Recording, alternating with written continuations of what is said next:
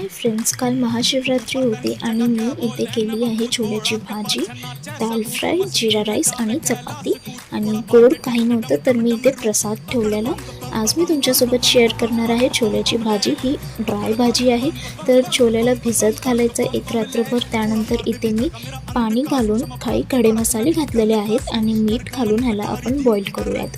तर हे 3 ते 4 शिट्टी तुम्ही देऊ शकता. त्यानंतर इथे कांदा, मिरची, लसूण हे सगळं मी वाटून घेतलेलं आहे आणि इथे मी वाटण तयार केलं आहे. मी इथे यूज केलेलं आहे मस्टर्ड ऑइल.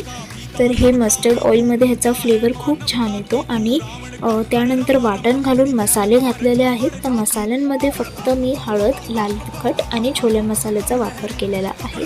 आणि हे चांगलं मसाला परतल्याच्या नंतर इथे छोले आणि त्याचं पाणी जे होतं ते घालूयात आणि 4 ते 5 शिट्ट्या घालून इथे मी कोथिंबीर वरून गार्निश केलेली आहे. आपली भाजी रेडी झालेली आहे.